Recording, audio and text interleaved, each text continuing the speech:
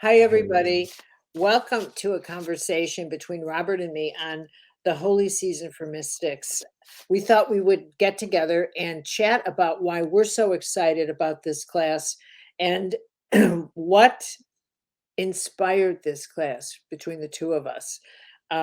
Kind of inviting you into our home today and how we talk behind the scenes because that's fun. It's fun. It's fun to hear us. It's fun. We chat and we giggle and we talk about mystics and prayer, and that's really who we are. So, what do you want to say, Robert? Hi, honey.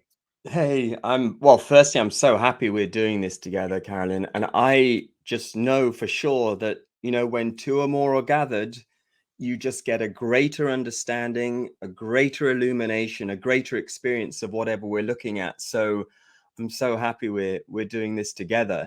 Carolyn, for me, I think it's what I want to really share in this whole journey is the difference between religion and mysticism.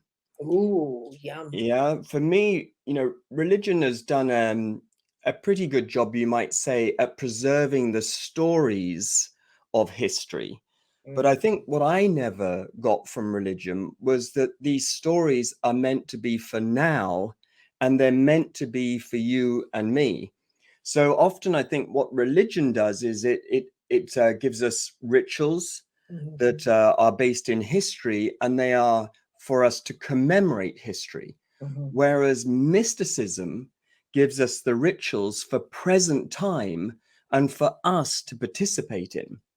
And that's what's exciting for me. So with mysticism, we're bringing this holy season to life in the present moment rather than simply just commemorating something from the past.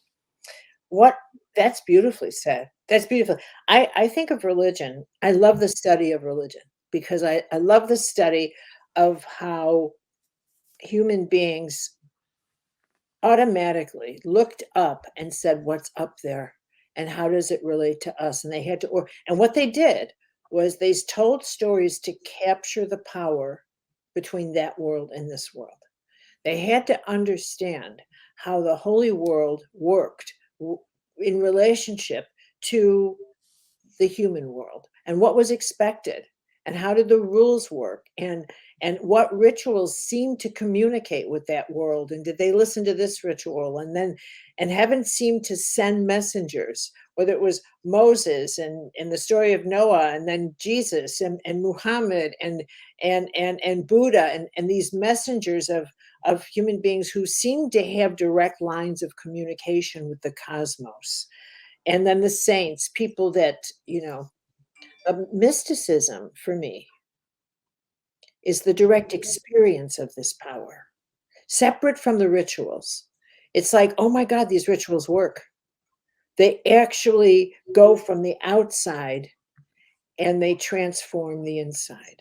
The mystical experience is like the difference between a woman who reads a manual on what it is to get pregnant and what being a mother is, to giving birth and holding the child Mhm. and having the experience. And then she throws the manual out. She says, "Oh my God, this is nothing like I read about." The experience is a transforming phenomenon.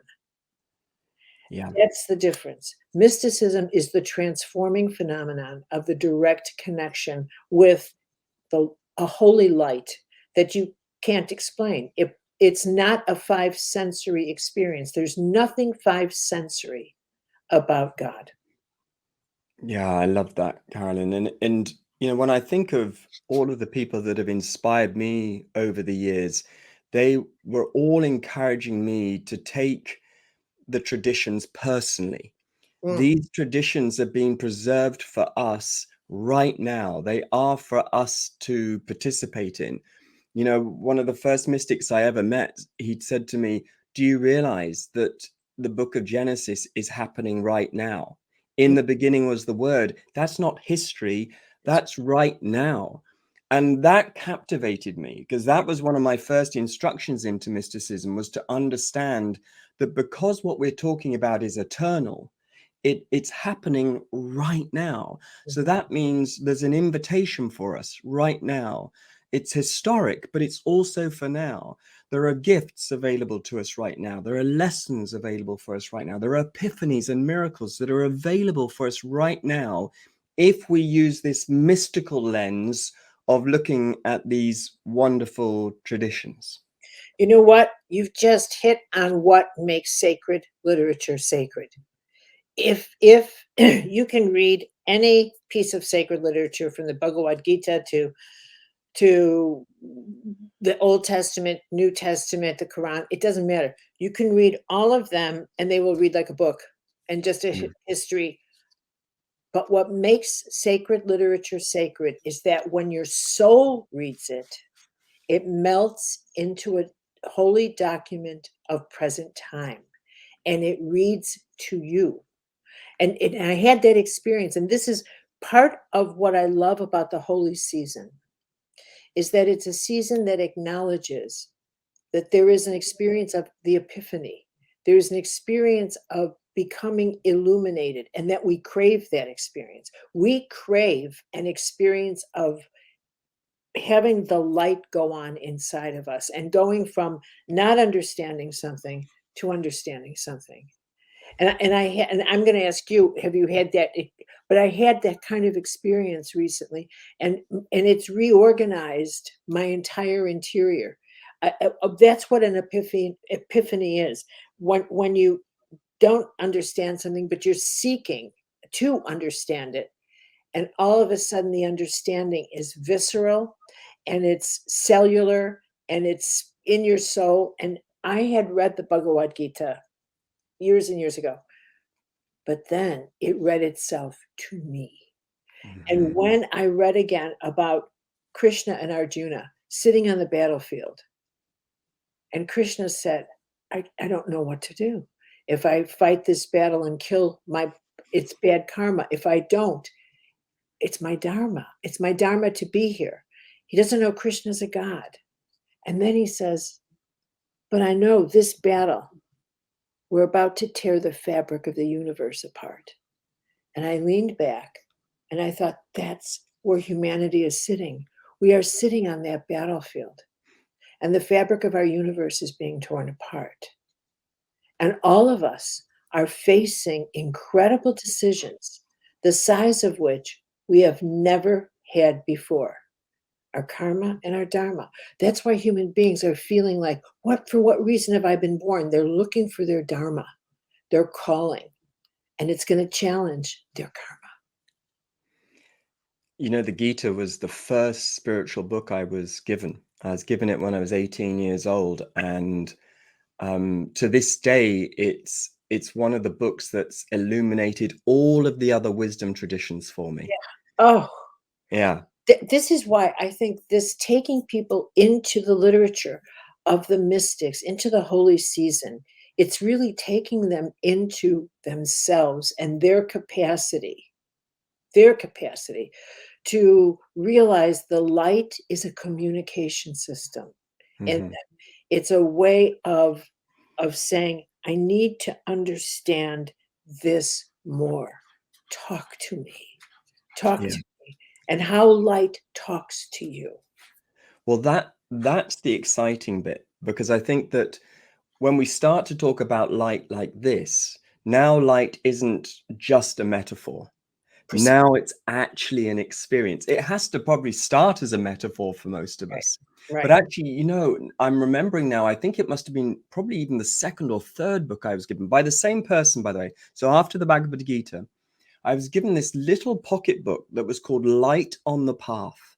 And it was an old esoteric book with no author named, just simply Light on the Path. And the book was basically saying, this is a book not about a light that exists outside of you or that belongs only to somebody else. This light belongs to you. And even more than that, it is you. This light isn't a thing.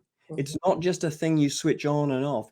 We're actually dealing with your spiritual DNA here. And it's about waking up to the fact that we are, you know, the light that illuminates this body. You know, it's that.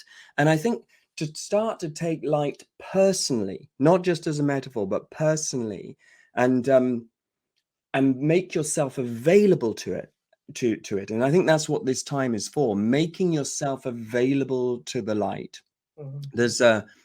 There's an old Hafiz poem: light will one day split you open, even if your mind is now a spoiled mule. Isn't You that know, brilliant?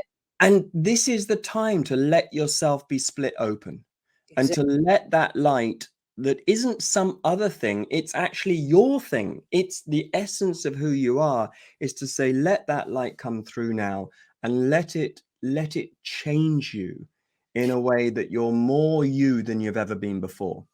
But isn't that, in a funny way, people do things unconsciously. We do things collectively unconsciously that really are symbolic rituals in a collective way. It's like toilet water, cologne, perfume. Mhm. And very few people can take the perfume version of light, a direct hit. So in the toilet water, it's the speed at which society engages the light. And why do we put lights all over our house at Christmas time and do all these lights, decorate all these lights everywhere? And we walk down and we love that feeling of, oh, isn't this beautiful? And that's the speed at which we can take the light. And the light comes in and it makes us feel sentimental. So and it makes us feel maybe a little like hot chocolate, and a little bit of that level of the Christological energy, that level of the Hanukkah spirit, that level of the light that Mhm. is, it doesn't disrupt our soul, but it moves our heart a little bit. It moves our sentiment, but we can control this level of the light, you see, because it's electrical and it's not quite a mystical blast of light. It's not quite the George Bailey experience where Clarence comes, or Scrooge, where he's visited by Yeah. three spirits that are trying to shove the light into his being. But we love those stories because we're witnessing the transformation of what light does when it really activates and empowers someone. So we love to watch those. But because they're so powerful, we love to watch those and keep our distance. Yeah. Yeah, that's right. And for as long as we keep it at that level, then it's just spiritual entertainment. And that at least keeps the memory alive, which Right. is a good thing. But I think after a while we say to ourselves, no, I want to participate in this a bit more. That's I right. don't want to just go to the movie or read the book about this. I actually want to have an experience of it. And I think when we think like that, that's often when we encounter all of the reasons why we think we're not worthy of that light, Mhm. and why we seem to be constantly in preparation to experience that light. I sometimes think that's what spirituality is about on a certain level. So we move almost from philosophy or theory, let's say theology, to spirituality, where we want to have an experience of this light. And we move closer and closer to this light. And it's a good thing. But I think we can also get stuck in spirituality where we are relating to this light as if it's still something else. At some point, we've got to take that very, very brave move, that leap of faith, where we do claim the light as being available to us because it's available to everybody. But once again, this light is not another thing. This light is our essence. And I think that's the big shift that's also available to us in the season of light, where we recognize that all of these wonderful, wonderful celebrations, Diwali and Hanukkah and Bodhi Day and the winter solstice, they are all for us to remember that, in a sense, we are the light that we're looking for. I think I cannot agree with you more. I think that's why one of the things I think people don't realize is they get downloaded with light during this time. Mhm. And I think that's why there is an archetypal compulsion that people feel to make a resolution when they cross into the new year. Mm. That it's kind of like the use of the light. I've got to cleanse myself. I have to become a different person. I have to do something different. I've been downloaded with light and I can't waste this. I don't know, I have to resolve not to be this and not to, and to do this and to diet and to walk and whatever it is. I've been infused with it. They don't realize that they have in fact been infused with light. And so one of the things we should talk about with this with our students is or our participants is that in receiving light, and you will receive light during this season, that is a given. It may not wake you up in the middle of the night. It may not blind you. It may not. What does feel receiving light feel like? It feels like the need to receive is followed by receiving. It's followed by the need to want to change something. That's when you know light's coming in. And it's got to be then followed by what do you want to change? So we have to direct them through that so that they realize light's not going to be this blinding thing like Teresa of Avila experienced or so many of the people, saints who have had apparitions that said, first I was blinded by the light, or Saul on his way to Damascus, knocked off his horse. That sort of high voltage mystical experience is a rare thing, if not of another time. Mhm. Um, Now, the way light comes in is far more organic. It's far more through our stressors, through our cravings, and we need to explain that. I think that's part of what we will do in the passage and the way of light. Yeah, I love that. I think if we can, it's funny, isn't it? It's like we're almost going to try and demystify the light Mhm. using the Yeah, lens of mysticism. precisely. Yeah, We yeah, have to make it very organic. We have to yeah. make it very hands-on because that's how heaven is doing it these days. You know, when the Buddha experienced his enlightenment, he famously said, "I am enlightened along with all other beings." Precisely. I think God's a very hands-on practitioner. And really, we have to stop that that belief, the religious thing of an off-planet being. It's not. The divine is an organic energy, light practitioner, and who has no religion. That has no religion, and that's how we're entering the mystical season. So, Yeah, and I think it's allowing ourselves to be undone by this process as well. I think that's a big part of the work. There is a surrender in all of this. And when you look at all of the great traditions, that's one of the great keys, isn't it? Is that we make ourselves available to gifts that money can't buy during this season. Yeah, oh, that's beautiful. mm, And I think we'll close by really pointing out that um, I think everybody has this inner impulse to want to be far more loving and far more open and far more intuitive than they allow themselves to be for fear of being rejected or fear or the consequences of the power of love. That, yeah. and and I think that's why this is a season where love is highlighted. Yeah, you mentioned, in your most recent book, a cosmic sized love. And in a sense, I think, we're looking here at a cosmic sized light, a light that doesn't have a Christian logo on it or a Buddhist motif on it. It's like this is the big light. This is the light that can't be owned by any tradition anywhere. And because it belongs to us and it belongs to all of us.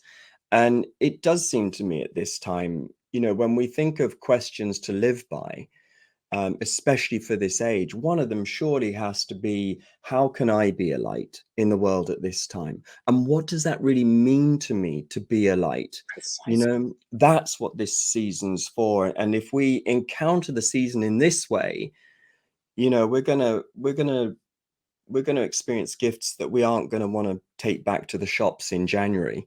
You know, we're going to be taking these gifts with us into the new year and through the year to come. I think that's one other thing to say as well, Carolyn. I think is that, you know, this is the season where you can really reflect on the year that's been, which I think is a really important thing to do. How have I grown in the last year? You know, how have I been a light in the last year? Let's recognize that, but then also let's really set ourselves up for a whole year to come where we say yes to growth, and we say yes to being the light, and what that means for us in our life. Precisely. I think we're going to have a marvelous time doing this. And I thank you for coming up with this brilliant class, Robert. Yet another thing that comes out of your heart and soul, which, as I'm coming to get to know you more, is absolutely rich and beautiful. You really are as beautiful a person as you present.